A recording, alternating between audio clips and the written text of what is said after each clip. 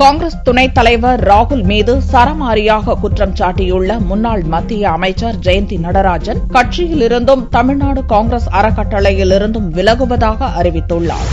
மத்திய அமைச்சர் பதவியை ராஜினாமா செய்ததை தொடர்ந்து கட்சியின் செயல்பாடுகளிலிருந்து ஜெயந்தி நடராஜன் விலகியிருந்தார். இந்நிலையில் மத்திய அமைச்சராக பதவி வகித்தபோது ராகுலின் குறுக்கீடுகள் குறித்தும் தன்மீது கட்சி பிரமுகர்கள் பரப்பிய பொய்யான குற்றச்சாட்டுகள் குறித்தும் காங்கிரஸ் தலைவர் சோனியாவுக்கு கடந்த நவம்பர் மாதம் ஜெயந்தி எழுதிய கடிதம் வெளியானது. இதைத் தொடர்ந்து வெள்ளியன்று சென்னையில் செய்தியாளர்களை சந்தித்த ஜெயந்தி நடராஜன் அமைச்சராக பணியாற்றிய போது தொழில் மயத்தில் செலுத்தப்படும் அதே கவனத்துடன் சுற்றுச்சூழல் சீர்கெடாமல் இருப்பது குறித்தும் தான் கவனமாக இருந்ததாக கூறினார். ஆனால் சில நிறுவனங்களுக்கு சுற்றுச்சூழல் துறை அனுமதி அளிக்கும்படி காங்கிரஸ் தலைவர் ராகுல் வற்புறுத்தியதாகவும் அவரது அலுவலகத்திலிருந்து பல்வேறு வலியுறுத்தல்கள் வந்ததாகவும் கூறினார். இருப்பினும் சட்டப்படியும் கட்சியின் கட்டளைப்படியும் தொழில் திட்டங்களுக்கு அனுமதி அளித்ததாகவும் கூறினார்.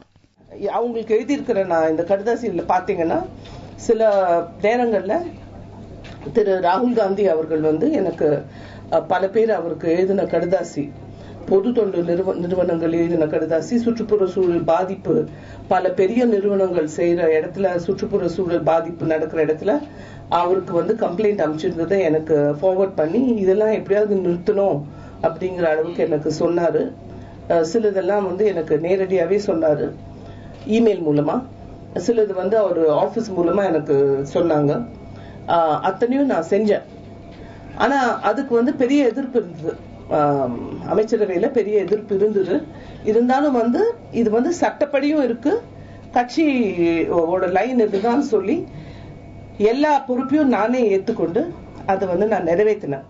4 தலைமுறைகளாக தனது குடும்பத்தினர் காங்கிரஸ் கட்சியில் தொடர்ந்து பணியாற்றி வருவதாக தெரிவித்த ஜெயந்தி, கட்சி தலைமை கிணற்றில் குதிக்கச் சொன்னாலும் அதற்கு தயாராக இருப்பது போல விசுவாசத்துடன் பணியாற்றி வந்ததாகவும் கூறினார். கட்சிப் பணிகளுக்கு தேவைப்படுவதாக மத்திய அமைச்சர் பதவியை ராஜினாமா செய்யும்படி ராகுல் கூறியதாகவும் அதன்படி பதவி விலகியதாகவும் கூறிய ஜெயந்தி நடராஜன், தனக்கு அளிக்கப்பட்டிருந்த மேலிட செய்தி தொடர்பாளர் பொறுப்பும் விலக்கிக் கொள்ளப்பட்டதாகவும் தெரிவித்தார். இதற்கு என்ன காரணம் என்பது இதுவரை தனக்கு தெரியாது என்றும் அவர் கூறினார். இதுகுறித்து சோனியாவை சந்திக்க முயன்ற போதும் கடந்த 1.5 ஆண்டுகளாக அவரது அனுமதி கிடைக்கவில்லை என்றும் ஜெயந்தி நடராஜன் தெரிவித்தார்.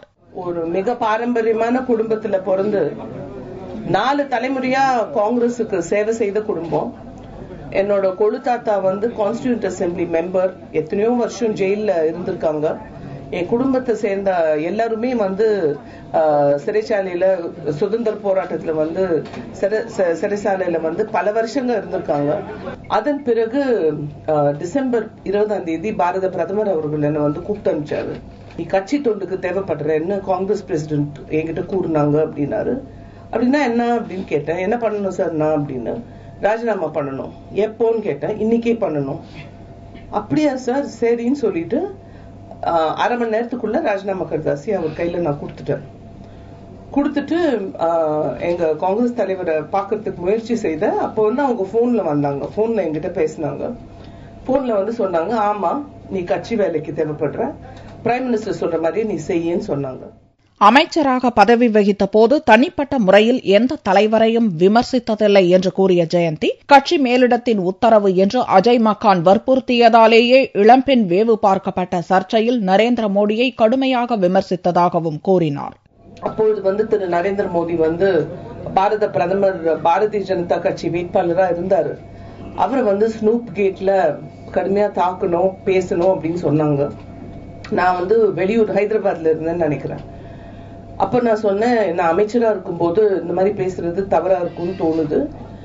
பாலிசியில எப்படி நிர்வாகம் செய்யணும் அப்படிங்கறதுல அதுல நம்ம அட்டாக் பண்ணமே தவிர இதுல நம்ம பேசக்கூடாதுன்னு நினைக்கிறேன். அஜய் மாக்கன் அவர்கள் கிட்ட சொன்னேன்.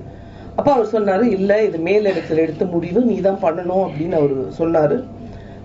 அதன் அடிப்படையில நான் டெல்லி அவரை கடுமையா தாக்குனேன். பாரம்பரியம் மிக்க தனது குடும்பத்தின் புகழை சீர்குலைக்கும் வகையில் காங்கிரஸ் பிரமுகர்களே பொய் செய்திகளை பரப்புவதாகவும் அவர்கள் கூறும் புகார்கள் உண்மை என்று நிரூபிக்கப்பட்டால் தூக்கில் தொங்க தயார் என்றும் ஜெயந்தி கூறினார்.